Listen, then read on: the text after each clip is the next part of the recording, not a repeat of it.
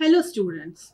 अभी तक हमारे इस कोर्स में हमने सी प्रोग्रामिंग लैंग्वेज को कवर किया, बेसिक सी प्रोग्रामिंग लैंग्वेज को, जिसमें हमने हमारा जब कोर्स स्टार्ट करा था उस टाइम पर हमने पढ़ा था सी प्रोग्रामिंग लैंग्वेज का इंट्रोडक्शन। उसके बाद हमने बेसिक हमारे इनपुट आउटपुट इंस्ट्रक्शंस पढ़े थे, हमने फंक्शंस पढ़े थे, प्रिंटफ और स्कैनफ। उसके बाद हमने ऑपरेटर्स जाने थे अलग अलग टाइप्स के, जिन पर हमने इंप्लीमेंटेड प्रोग्राम्स करे थे और प्लेसमेंट ओरिएंटेड क्वेश्चंस भी करे थे। उसके बाद हमने हमारे सी प्रोग्रामिंग लैंग्वेज का कंडीशनल स्टेटमेंट्स देखे थे, फिर हमने लूप्स देखे, एरेज देखे, पॉइंटर्स देखे, फंक्शंस देखे, स्ट्रक्चर्स देखे। इतना सब कुछ पढ़ते हुए हम आ रहे हैं हमारी सी लैंग्वेज के लिए, जो जरूरी है सी प्लस प्लस में। आगे हमें आगे अब सी प्लस प्लस लैंग्वेज पढ़ना है और उस लैंग्वेज के लिए हमें सी का जितना पार्ट जरूरी था वो हमने अभी तक कवर कर लिया है। आज हम यहाँ पे स्टार्ट कर रहे हैं हमारी C plus plus programming language, और ये उसका वीडियो है जिसमें हम introduction to C plus plus programming समझेंगे। जब मैंने आपसे सी प्रोग्रामिंग लैंग्वेज का इंट्रोडक्शन डिस्कस किया था, उस वीडियो में मेरा पहला सवाल था why do we need programming language. और आज हम सी प्लस प्लस स्टार्ट कर रहे हैं तो भी आज यही सवाल है कि why do we need programming language. हमें प्रोग्रामिंग लैंग्वेज की आखिर जरूरत क्या है। हमने जब कंप्यूटर इन्वेंट किया था उस टाइम पर, क्योंकि कंप्यूटर एक इंसान ने इन्वेंट किया था, उस टाइम पर उस कंप्यूटर को समझ सिर्फ बाइनरी लैंग्वेज आती थी। और आज भी कंप्यूटर को बाइनरी लैंग्वेज ही समझ आती है। इतने सालों बाद भी हमारे पास जो कंप्यूटर्स हैं वो सिर्फ 0 और 1, जिसे हम मशीन लैंग्वेज कहते हैं, वही समझ आती है। हमारे पास कंप्यूटर पे प्रोग्राम्स एग्जीक्यूट कराने के लिए लो लेवल लैंग्वेजेस रहती हैं, जिनमें से हमने जाना था मशीन लैंग्वेज और असेंबली लैंग्वेज पढ़ी थी, जो कि फर्स्ट जनरेशन और सेकंड जनरेशन लैंग्वेज थी। उसके बाद हमने ये जाना था कि हमारे पास जो कोड रहता है, फॉर एग्जाम्पल हमारा सी का जो कोड रहता है, मैंने यहाँ पर सी के कोड में कुछ प्रिंट कराया है, सम प्रिंट कराया है, जिसमें मेरे पास दो वेरिएबल हैं ए एंड बी, और मैंने यहां पर इनकी वैल्यूज 10 और 20 दी है बी की वैल्यू। और यहां पे मैंने प्रिंट कराया printf percentile d a plus b. तो ये जो हमारा कोड है ये बेसिकली होता क्या था, सबसे पहले इसे कंपाइलर इस पूरे कोड को ऑब्जेक्ट कोड में चेंज करती थी, डॉट ऑब्जेक्ट में, क्योंकि ये तो रहती थी हमारी source file dot C file, इसे वो कन्वर्ट करती थी, ट्रांसलेट करती थी ऑब्जेक्ट फाइल में। फिर असेंबलर के थ्रू हम यहां पर हमारे प्रोग्राम को मशीन लैंग्वेज में कंप्यूटर को समझाते थे। ये कंसेप्ट था हमारा सी प्रोग्रामिंग लैंग्वेज के टाइम पर। सेम कंसेप्ट हमारा रहता है सी प्लस प्लस के लिए, क्योंकि अगर सी प्रोग्रामिंग लैंग्वेज एक हाई लेवल लैंग्वेज है तो सी प्लस प्लस भी हमारी हाई लेवल लैंग्वेज ही है।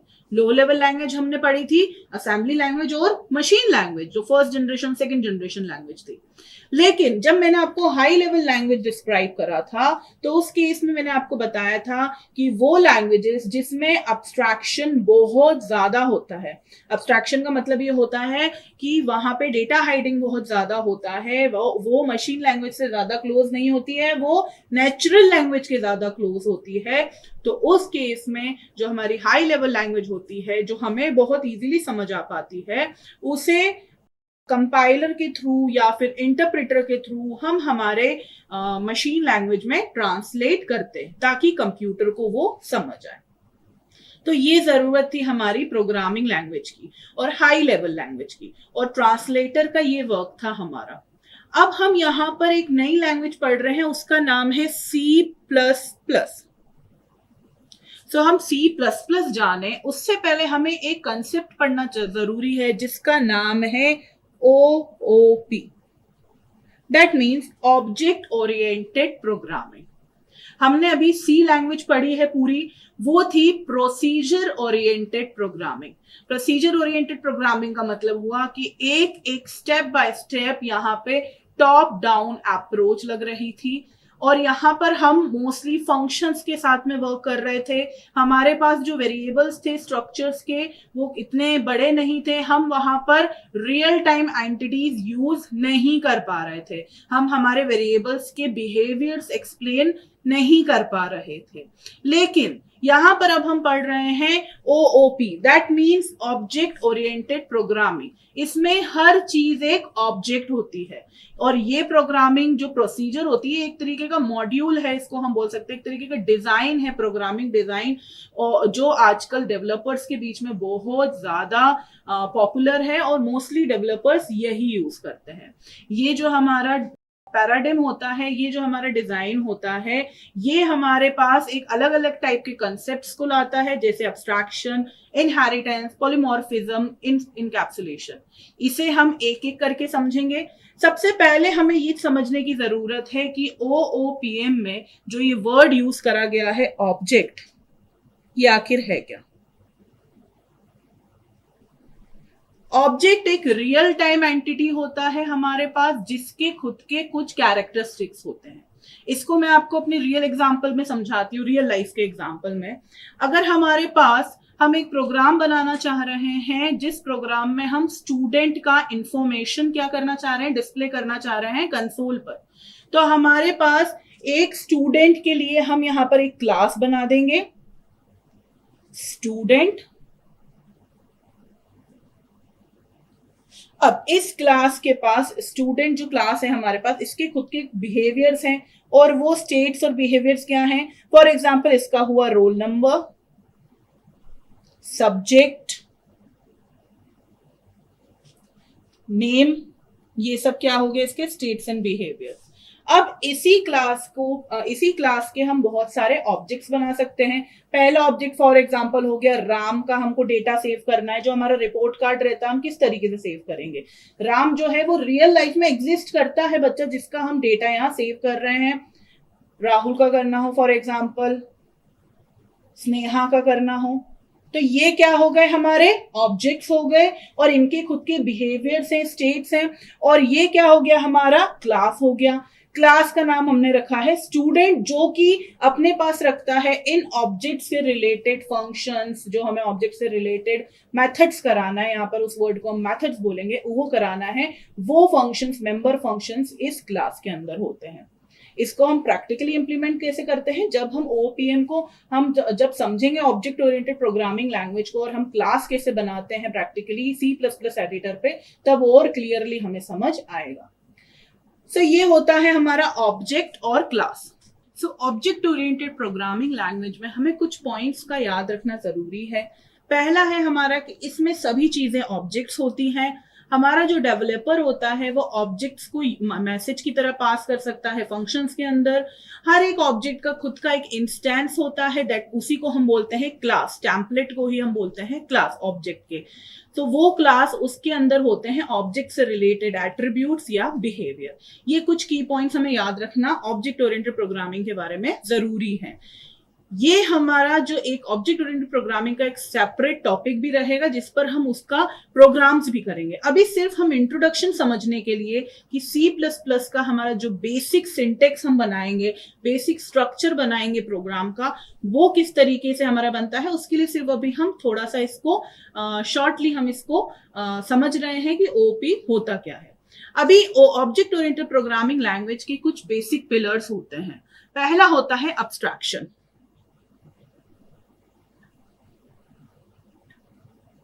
First is abstraction. ये वर्ड आपने तब भी देखा था जब मैंने लो लेवल लैंग्वेज और हाई लेवल लैंग्वेज समझाया था, और उस समय मैंने आपको बताया था कि जिसमें अब्स्ट्रैक्शन सबसे कम होता है वो लैंग्वेज मशीन लैंग्वेज के ज्यादा क्लोज होती है। अब ये अब्स्ट्रैक्शन होता क्या है?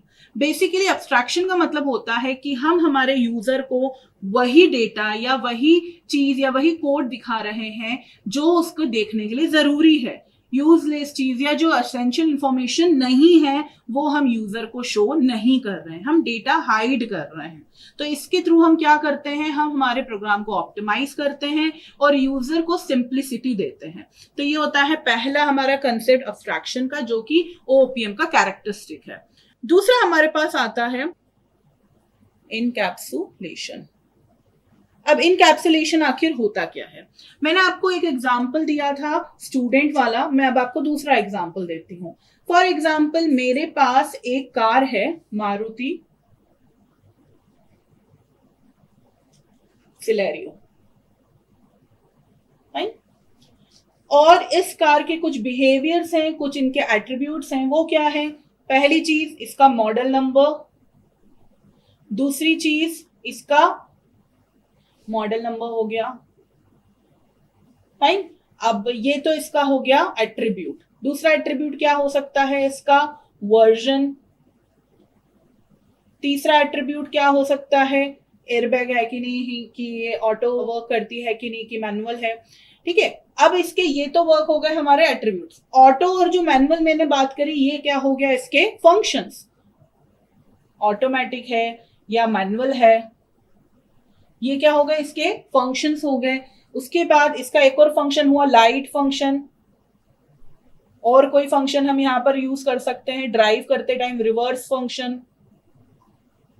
तो ये तीनों चीजें क्या हो गई? फंक्शंस हो गए। ये दोनों क्या हो गए? एट्रीब्यूट्स हो गए।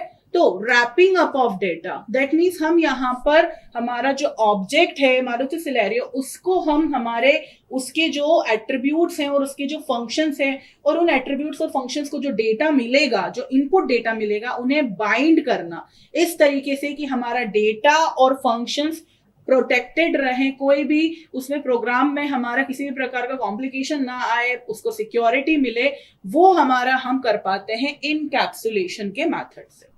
तो ये हमारा बेस्ट एग्जांपल है इनकैप्सुलेशन का। बेसिकली क्या मतलब है? Binding up the data and functions of the object. Next हमारे पास जो आता है कैरेक्टरिस्टिक, उसको बोलते हैं पॉलीमॉर्फिज्म। पॉलीमॉर्फिज्म, जैसा कि नाम लिखा है, पॉलीमॉर्फिज्म का मतलब होता है one name many forms. One name many forms. आप बिल्कुल इसमें परेशान नहीं होंगे। अब्स्ट्रैक्शन, इनकैप्सुलेशन, पॉलीमॉर्फिज्म, इसके आगे भी जो कैरेक्टरिस्टिक पढ़ेंगे, इन सब का खुद का सेपरेट यूनिट है, सेपरेट टॉपिक है, और उनके हम सेपरेटली प्रोग्राम्स भी करेंगे। सो पॉलीमॉर्फिज्म का मतलब होता है वन नेम मैनी फॉर्म्स। इसका एग्जाम्पल हम किस तरीके से समझेंगे? फॉर एग्जाम्पल यहां पर एक आदमी, एक इंसान की बात हो रही है, पर्सन ऑब्जेक्ट है एक, फाइन। जब ये बंदा हमारा किसी के जॉब करता है तो वो क्या कहलाता है? एम्प्लॉय। और जब वो घर में होगा, फॉर एग्जाम्पल अपने घर में, तो या तो वो फादर हो सकता है, किसी का सन हो सकता है, या फिर किसी का ब्रदर हो सकता है। ठीक है, जब वो हमारा किसी कॉलेज या कहीं पर पढ़ता हो तो वो क्या कहलाएगा? स्टूडेंट हो सकता है, या फिर उसका बिहेवियर प्रोफेसर का भी हो सकता है, वो प्रोफेसर है, फाइन। तो ये सब क्या हो गया? एक ऑब्जेक्ट था पर्सन, उसके अलग अलग नाम हो गए, उसके अलग अलग बिहेवियर्स हो गए, अलग अलग फॉर्म्स हो गए। यहाँ पे पर्सन के पास एम्प्लॉय की तरह भी वर्क कर सकता है, वही पर्सन एक घर में, अपने घर में फादर है, सन है, ब्रदर है किसी का, वही किसी कॉलेज में होगा तो प्रोफेसर है। क्योंकि वो कॉलेज में है तो वो प्रोफेसर भी है और उस कॉलेज का एम्प्लॉय भी है। तो ये होता है हमारा कॉन्सेप्ट पॉलीमॉर्फिज्म का, जिसका मतलब होता है वन नेम मैनी फॉर्म्स। ठीक है, एक ही ऑब्जेक्ट के अलग अलग मेथड्स, फाइन। सो ये यहां पर हमारा नेक्स्ट आता है कैरेक्टरिस्टिक इनहेरिटेंस। इनहेरिटेंस का मतलब होता है कि हमारे पास एक क्लास है, फॉर एग्जाम्पल मेरे पास यहां पर एक क्लास है व्हीकल नाम की। तो व्हीकल के क्या बिहेवियर्स होंगे, क्या फंक्शंस होंगे? व्हीकल के पास फंक्शन हो सकता है ड्राइव फंक्शन, व्हीकल के पास फंक्शन हो सकता है रिवर्स फंक्शन। एट्रीब्यूट क्या हो सकते हैं? स्पीडोमीटर एट्रीब्यूट हो सकता है, फाइन। अब इस व्हीकल जो हमारी क्लास है, जो व्हीकल है हमारे पास, उस क्लास के सब चाइल्ड्स हैं, और वो सब चाइल्ड्स क्या हो सकते हैं? फॉर एग्जाम्पल वो व्हीकल के सब चाइल्ड होंगे कार, बस, स्कूटी, फाइन। सो अब स्कूटी के कार की बात करते हैं। कार के केस में यहाँ पर ड्राइव भी एक फंक्शन रहेगा, तो वो अपनी जो पेरेंट क्लास है उसी से ले सकता है। Reverse function, speedometer. उसके अलावा उसके खुद के भी कुछ पर्सनल फंक्शंस और फंक्शंस होंगे या एट्रीब्यूट्स होंगे। वो क्या हो सकते हैं हमारे? इनके अलावा कार के number of tyres, right, gear box, gear हमारा हुआ एक मेथड हो गया, फंक्शन हो गया। बस के मामले में हमारे एक अलग हो सकता है खुद का, वो क्या हो गया? उसके पास ये सारी चीजें तो होगी ही, जो इसको हम एक तरीके से बोल सकते हैं पेरेंट क्लास, ये सारी चीजें तो होंगी ही, और ये सारे क्या हो गए? चाइल्ड क्लास, ठीक है। ये सारी चीजें तो होंगी, लेकिन उसके अलावा नंबर ऑफ, कैपेसिटी, कितने लोग बैठ सकते हैं, ठीक है। फिर इसके अलावा बस में विंडोज का, तो ये सारे हमारे बस के खुद के इंडिविजुअल फंक्शंस या एट्रीब्यूट्स हो सकते हैं। यहाँ पे व्हीकल्स के तो है ही उसके पास, स्कूटी में यहाँ पर ये सब तो है ही। उसके अलावा number of tyres, fine, gear होता नहीं है तो ऑटो। तो इस तरीके से हमारे पास एक पेरेंट क्लास है जिसकी चाइल्ड क्लासेस हैं, उन्हें फिर से वो फंक्शंस बनाने की जरूरत नहीं है जो उसके पेरेंट क्लास में, क्योंकि उसने उसी की जो आइडेंटिटी है या जो उसी के जो एट्रीब्यूट्स हैं एग्जिस्टिंग क्लास में, जो एबिलिटी है, फंक्शंस है, वो इनहेरिट करी है, इसलिए उसे हम बोलते हैं इनहेरिटेंस। रियल लाइफ एग्जांपल में हम हमारे माँ बाप के बच्चे हैं, हमारे अंदर कुछ आदतें ऐसी होगी जो हमारे फादर मदर के अंदर भी होंगी, और वही आदतें हम शायद आगे दे देंगे हमारे बच्चों को, राइट। लेकिन सभी आदतें तो नहीं है हमारे पास। हमारे अगर फादर बहुत ज्यादा धार्मिक है, स्पिरिचुअल है, तो ऐसे जरूरी नहीं हम हैं, लेकिन कुछ बेसिक हमारी चीजें होंगी, आदत होगी, वो हमने जरूर इनहेरिट करी होंगी। तो यही इनहेरिटेंस हमारा जो रियल लाइफ में होता है, वही हमने प्रोग्रामिंग में भी इंप्लीमेंट करा है। चलिए अब इसको सम अप करते हैं। तो हमारा ऑब्जेक्ट ओरिएंटेड प्रोग्रामिंग लैंग्वेज जो होती है उसमें कुछ कैरेक्टरिस्टिक्स होते हैं। पहला ऑब्जेक्ट, दूसरा क्लास, एब्स्ट्रैक्शन, इनकैप्सुलेशन, पॉलीमॉर्फिज्म और इनहेरिटेंस। अब हम इतना सब कुछ ऑब्जेक्ट ओरिएंटेड प्रोग्रामिंग लैंग्वेज के बारे में जान चुके हैं, तो अब मैं आपको बताती हूं कि C++ प्रोग्रामिंग लैंग्वेज एक ऑब्जेक्ट ओरिएंटेड प्रोग्रामिंग लैंग्वेज है। C++ को बनाया ही गया था इसी मोटिव के साथ में, और इसे बोला जाता है C with classes. That means पहले C प्रोग्रामिंग लैंग्वेज बनी थी, उसके बाद इसी में कुछ अपडेट करा गया और फिर इसे ऑब्जेक्ट ओरिएंटेड प्रोग्रामिंग लैंग्वेज बनाया गया, जिसका नाम C++ रखा गया। इसे सुपर सेट ऑफ C भी बोलते हैं। दैट मीन्स C के जो भी फंक्शंस हैं, जो भी चीजें अभी तक हमने पढ़ी है C प्रोग्रामिंग लैंग्वेज के बारे में, वो सब कुछ हम इंप्लीमेंट कर सकते हैं C++ में। इसे इन्वेंट करने के लिए हमारे जो कंप्यूटर साइंटिस्ट है उनका नाम था बुजारे स्ट्रॉप, जिन्होंने 1979 में अपनी थीसिस में पीएचडी कर रहे थे, तो अपनी थीसिस के लिए रिसर्च वर्क कर रहे थे। उस टाइम पर इन्होंने अपडेट करना चालू करा था, और इनका जो आइडल था, जो इन्होंने जिसको आइडल रखा था जिस लैंग्वेज को, वो थी सिमिला 67, जो पहली ऑब्जेक्ट ओरिएंटेड प्रोग्रामिंग लैंग्वेज है।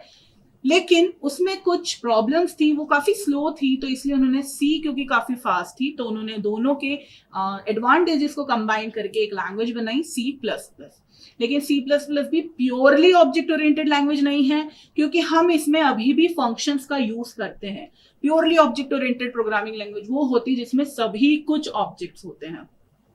C++ जो लैंग्वेज है हमारी, वो एक तरीके की जनरल पर्पस लैंग्वेज है, क्योंकि हम हर डोमेन में इसको यूज कर सकते हैं। Modular programming, editor, translator, game, desktop, GUI, किसी भी प्रकार के एप्लीकेशन के लिए हम C++ का यूज कर सकते हैं।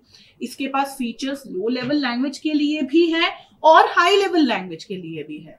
इसका नाम C++ 1983 में रखा गया था, और ये भी C की तरह ही एक कंपाइल्ड लैंग्वेज है। इंटरप्रेटर का यूज नहीं करती है, कंपाइलर का यूज करती है, और ये एक ऑब्जेक्ट ओरिएंटेड लैंग्वेज है। इसका लेटेस्ट वर्जन अभी 2020 में आया था। सो ये है हमारा C++ लैंग्वेज का इंट्रोडक्शन, जिसमें हमने अभी फीचर्स नहीं पढ़े हैं। नेक्स्ट वीडियो में हम पढ़ेंगे C और C++ में क्या डिफरेंस है, और C++ के अदर देन C क्या अलग फीचर्स हैं। और ये वीडियो में हमने जाना कि आखिर C++ को ऑब्जेक्ट ओरिएंटेड प्रोग्रामिंग लैंग्वेज क्यों बोलते हैं।